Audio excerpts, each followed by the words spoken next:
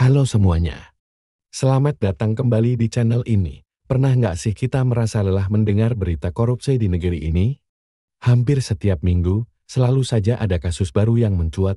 Pertanyaannya, kenapa korupsi di Indonesia sepertinya begitu sulit diselesaikan? Apakah kita kekurangan hukum? Atau mungkin masalahnya jauh lebih dalam dari yang kita bayangkan? Hari ini, kita akan membedah masalah ini dari sudut pandang yang mungkin jarang kita dengar. Kacamata filsafat, ya, dari para pemikir besar yang jauh sebelum republik ini berdiri, sudah berbicara tentang kekuasaan, moral, dan keadilan.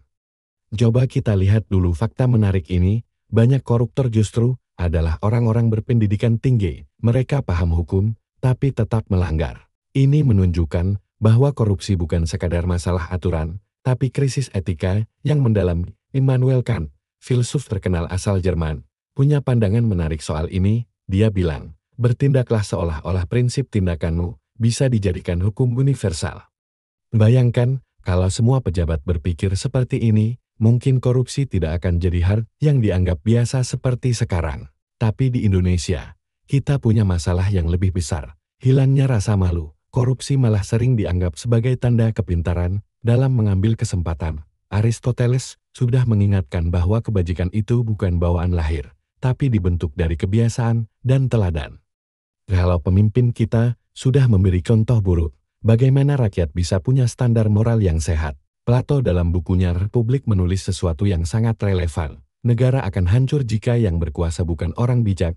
Dia mengimpikan pemimpin yang disebut filsuf raja bukan cuma pintar, tapi juga mencintai kebenaran dan keadilan sekarang.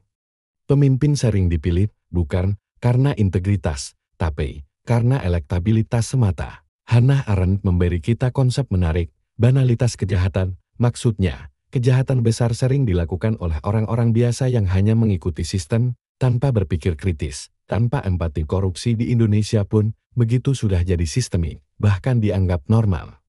Kita butuh lebih dari sekadar reformasi birokrasi, kita butuh revolusi moral. John Rawls dengan Theory of Justice-nya mengingatkan, ketidakadilan terjadi ketika posisi sosial menentukan hak istimewa. Lihat saja realitanya, yang kaya bisa menjual, yang miskin harus patut. Hukum seperti pedang tajam ke bawah, tumpul ke atas. Lalu apa solusinya?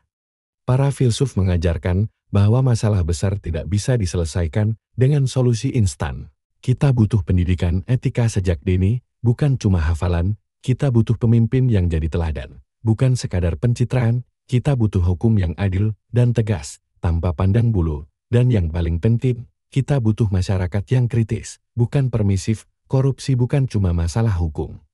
Dia adalah krisis moral, krisis karakter, dan krisis keberanian untuk berkata tidak. Mari kita mulai dari diri sendiri, bukan untuk jadi sempurna, tapi untuk berani berpikir dan bertindak benar. Terima kasih sudah menonton video ini sampai akhir. Kalau kamu merasa video ini bermanfaat, jangan lupa like, share, dan subscribe ya.